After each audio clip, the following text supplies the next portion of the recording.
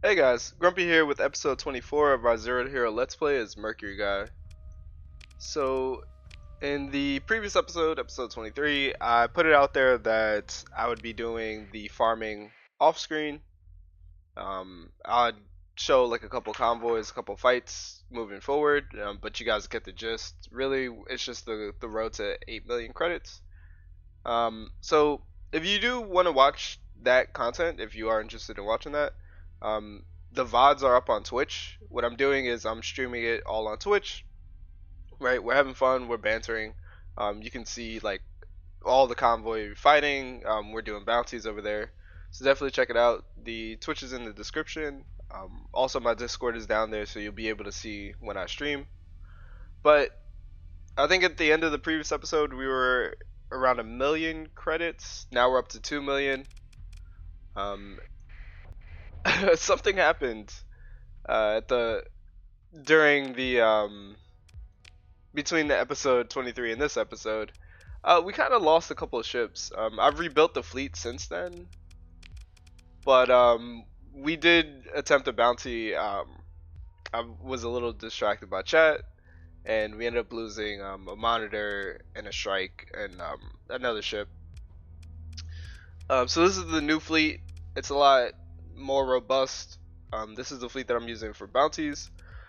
So again, it's the brawler. It's the omens to support the brawler. The eradicator is now for clearing smaller targets.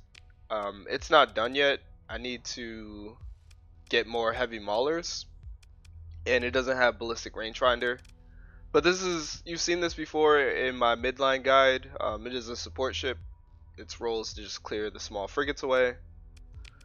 We have a carrier in the form of a heron here. It has tridents and longbows.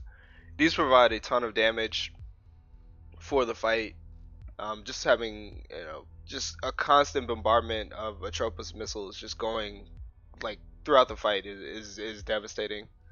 And then we have a strike here. This strike is built for DPS, having an ion pulsar, 3 antimatter blasters, and a sabot. If I tell this thing to go blow something up, it will. I give it the task to eliminate. Between 15 to 30 seconds later, you'll see target such and such was destroyed or disabled. Just a phenomenal ship. And then I bring in 2 monitors. I just had one previously, but what ended up happening was the monitor would get overloaded sometimes, or it wouldn't have the confidence to tank a ship like I needed it to, even though I knew it could. So just pairing monitors together was like really beneficial. If I send both the monitors to a single target, they'll both rotate with each other. So like one of flux will get up to like 25%. It'll start to back off, and then the other one will assume its place. Then I added some salvage rigs. I have another one here. They have salvage gantry, which provides additional resources post combat. So when I do fight when I do find a merchant raid or a merchant convoy to raid, I'm getting more resources out of it. So that's why there's 2 of them there. And then as well as I have atlases, both with high resolution sensors, just so it can make finding other convoys very easy. And then we have a Phaeton here just to carry the fleet. But this is the new fleet composition. It's proving very efficient. I like it. The supply cost is pretty high since we're now supporting 2 cruisers, but it gets the job done. So, also some things that have happened between 23 and this episode is that Tritakian has gone to war with Syndria and the Persians, so now we're hostile to them. We haven't taken many hostile actions against these 2 factions, so once the war resolves, we should go back to neutral. Or at least with the Persians, I think we'll be suspicious, but it shouldn't be too bad. This isn't gonna ruin our run. But anyway, all right. With that out of the way, I can give you a demonstration of some things that I've been doing. So we can go ahead and jump to the intel screen, and we can check fleet departures. So this is what I've been doing. I've been looking for bounties So bounties that are nearby are worth a lot of money. Scouting them out and just seeing like what their distance is. So this one is 16 days away at at base burn level. And what this actually means is it's closer to 8 days away. And if we check our gates, okay, so there are no gates nearby. But if there was a gate nearby, it would be closer to like 3 days away. Anyway, you check the distance of that, how long how long a round trip would take, and then you look at the intel screen. Fleet departures, and under fleet departures, it'll tell you how many days you have before one of these fleets launch, and it'll tell you what's in the fleet. So you get a little pop-up, a little notice that says, "Hey, this convoy is heading from Hedge to Echo Breeze, and it's carrying this many goods. It'll leave in 8 days." So you try to time it where you can go do a bounty, come back, refit, and then intercept the ship in transit. So that's been proven useful. I've been having some cursed luck though, and we've been missing a couple of convoys, but overall it's been, I mean, obviously it's working. Alright. So I believe there were a couple of ships either leaving or heading to Asconia. So let's see if we can't intercept any of them. Okay, just doing a quick peek. Right, like, if something is important, you can always toggle it, hit A, and then it'll be in your important section, and it won't go away until you dismiss it. Let me go ahead and clear these out. Yeah, okay. Okay, and then let's head down here. Lion's Guard, interesting.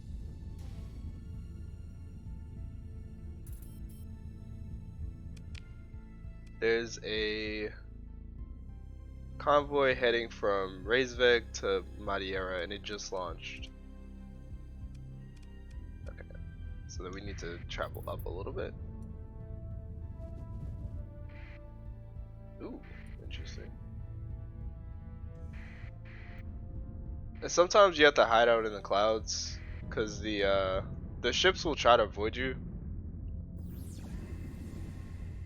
But if we do a sensor burst, we should be able to see. Yeah, we should be able to intercept the ship coming out of Reisweg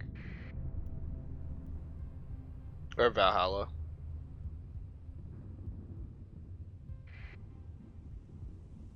We speed up time here.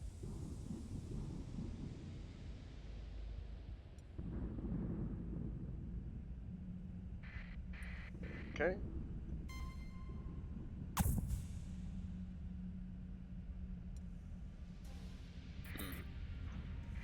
There it is. Alright, let's go ahead and intercept that fleet. Okay. So breaking down merchant convoys, relatively straightforward. This is a smaller one, so we're not going to get many resources out of it. We will get a decent amount though because of our salvage rigs. But breaking it down, just looking for atlases and colossi. No atlases, so that's unfortunate. But a colossus is okay, so we should get anywhere from around like 800 to 1,000 supply maybe. Which does go for a lot. 1,000 supply sells for anywhere from 150 to 300k.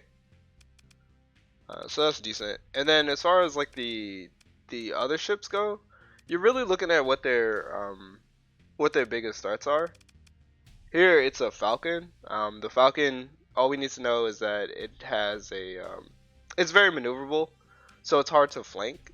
But as long as you approach it with 2 ships, it doesn't matter how maneuverable it is, it's gonna crack under the pressure. And then also we have a Hammerhead.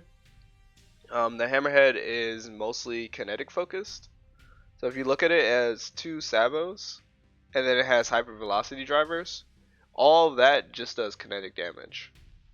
So worst case scenario, we could just tank it. Like we could tank the sabos and the hypervelocity drivers while we impart damage to it. Other than that, it's just frigates, and at this point with this kind of fleet, we don't worry about frigates. So let's go ahead and move into engage. And we'll use the Eradicator to break down their fleet, to kill off their small frigates, and we'll grab the Omens, and we'll have the Omens follow us. Now, there was a comment about using different ships besides the Brawler. I will do that. I'll try to keep that in mind moving forward. There's another YouTuber called, I believe his name is Blaze Raw, and he did a similar thing where he would always use one particular ship. Let's make sure not to abandon our Eradicator.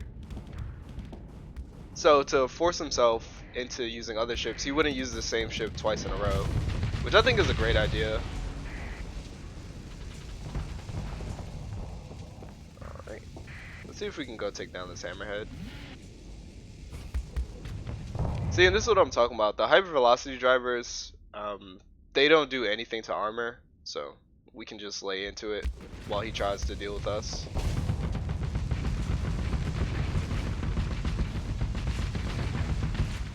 We'll let the missiles finish that.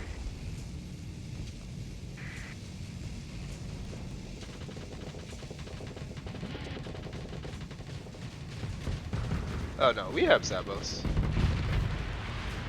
Okay, I guess I just misfired. We'll put the Eradicator on the Vanguard, and then we'll start working on this Falcon.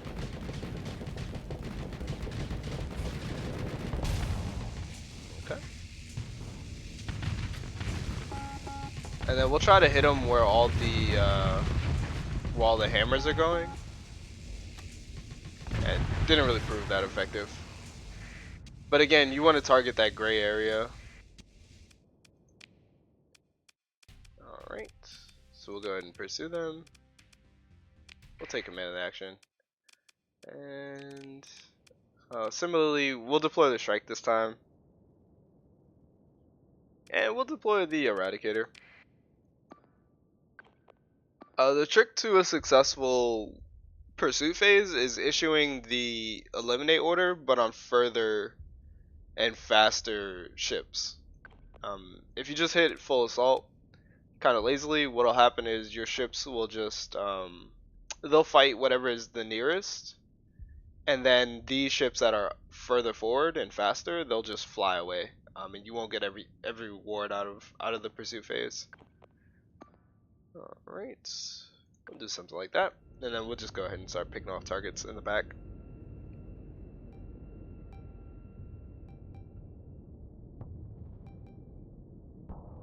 Okay.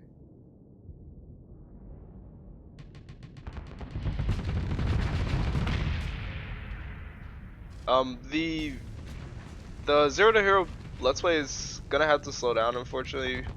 By the way, I think I'm gonna have to go down to 1 video a day, just because the grind is gonna take so long. And if that's all I'm focusing on doing, it would just get really repetitive if I just put out 2 episodes a day doing the same thing. So I'm gonna go down to 1 episode a day. That way I just have more time. Yeah, that's gonna get away, isn't it? I'm gonna have more time to grind and then more time to stream. I just want to try to fit like everything in the day, and schedules are kind of tight as is. Alright, and we got everything. One dram got away, that's fine. As well as the kite. These don't really carry resources, so we don't have to worry about it. We'll consider ship recovery. We get the Vanguard, but that's not really a good ship. So we'll just hit continue. We'll pick through the wreckage. Oh wow, we got way less than I expected. We only got 600 supplies, which is still fine. That still sells for 100k. So every little bit helps. Ooh, we got another character level. Oh, we're 100% going to take makeshift equipment. The industrial line is phenomenal for saving credits. Being able to cut our supply costs in half means that we save supply every single day. Containment procedures does the same thing, but it cuts your fuel costs in half. I don't really see the benefit of containment procedures when, one, fuel costs way less than supplies do, and secondly, you use fuel less often than you use supplies. You use supplies every day to maintain your ships. You only use fuel when you're in hyperspace. So we're gonna take makeshift equipment first. If we really are tight on money, we'll take containment procedures. But usually I'll just skip it and go straight for something like hull restoration, or even start investing more into the blue line. Anyway, go ahead confirm on that, and then we look for another convoy. Ah, the Hedge and Sindri have stopped fighting, which is good because that means they'll trade more, which will mean more merchant convoys. Get rid of that.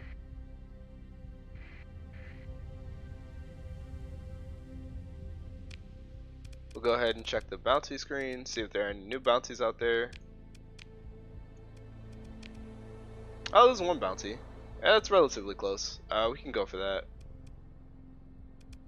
It is an Atlas, an Eradicator, 2 Colossus, and then a bunch of small frigates, I would assume. So let's head to Myasora. Well, hold on. Before we do that, let's do a quick active sensor burst. Okay, nothing particularly interesting. This does have an Atlas, but it's carrying organics, which don't sell for that much. Okay. And that's Lion's Guard. We don't really want to get tangled up with that. So let's go ahead and drop our goods off and then go do the bounty.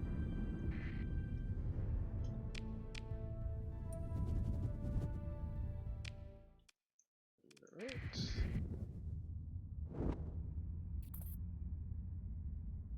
Ooh, the Hedge and the Persons are fighting. Now that's interesting.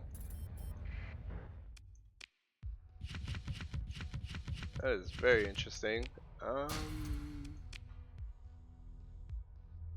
Ooh, nice. So here's some shortages that we can exploit. Over here on Jangala, it looks like there's a deficit of 800, so we can sell the full stack. I'll keep one so it just maintains its place in here. It's like when you hit sort, it doesn't collapse.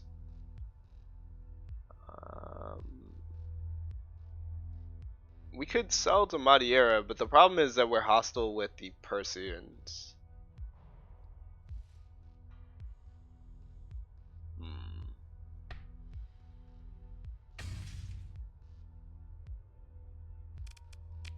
Alright, so this is where our knowledge of spy satellites comes in.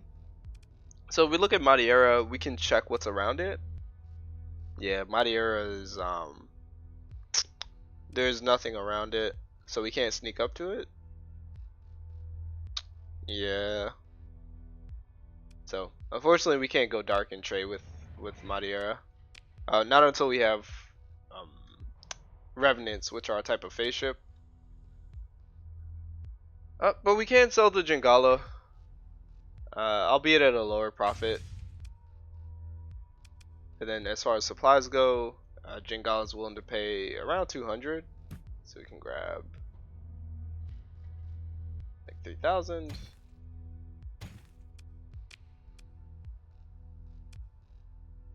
And yeah, we can do something like that. Is anyone buying domestic goods for a good price? Oh, Los Atropolis is. Yeah, we can totally do that. Okay. We'll steal some of the supplies from the ones that we're gonna sell. Alright, let's head over here to Los Atropolis.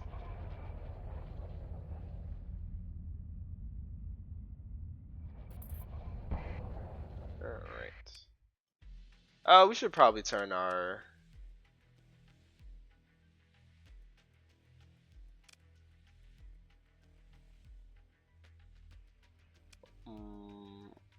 Oh yeah, the mercenary that we're carrying. Her contract has expired.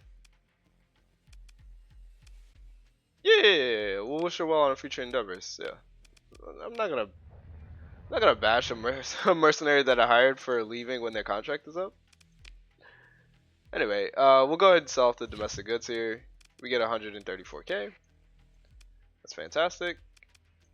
Any weapons we're interested in? No. Let's go ahead and.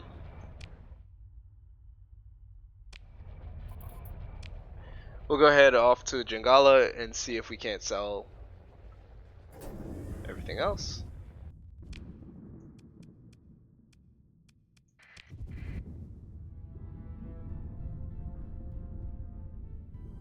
Alright. But speaking of officers, I do need to find officers to start replacing, or to start filling out our fleet.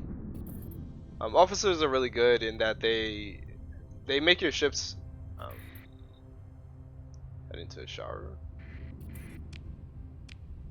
They make your ships significantly better than they are. Some of the best officers can, when paired with the right ship, can make a ship worth like 2, 3, 4 times what it's worth. Alright. So here we're gonna do something.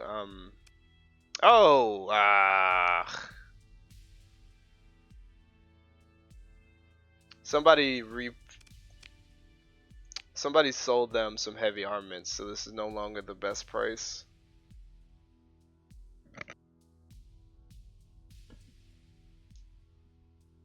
Okay. I was gonna say what we can do is sometimes it's okay to sell on the black market even with your transponder on, but what you have to do is sell off all of the contraband at a station. If you do that, then when they go to scan you, sure you'll have a high suspicion level, but it won't matter because there's nothing to confiscate.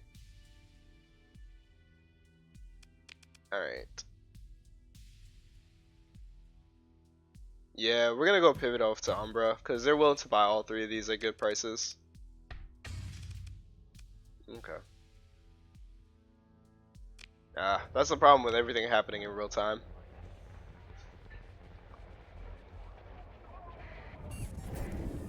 Alright. Let's head off to Umbra. Oh, actually. There's a gate in Corvus, isn't there? There is. It's the Corvus gate. We'll turn our transponder on. Then we'll head over to the gate. Oof, that's rough. This merchant is heading to, I presume, Jangala? But because they're at war, the merchant's gonna get destroyed by the time he arrives there. Alright. Unfortunately, he didn't get the news. Let's head over to Asconia. Oh! Whew! Thank goodness the gate moved. I forgot Tritachion's hostile with Syndria. Therefore, we're hostile with Syndria. Alright, let's turn our transponder off. As we head over here.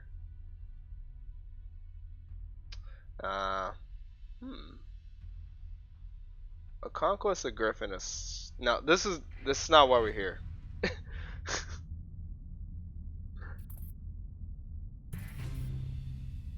Okay, nice, cool. So the hostilities end with Syndria, so now we can. It doesn't matter if our transponder is on or off.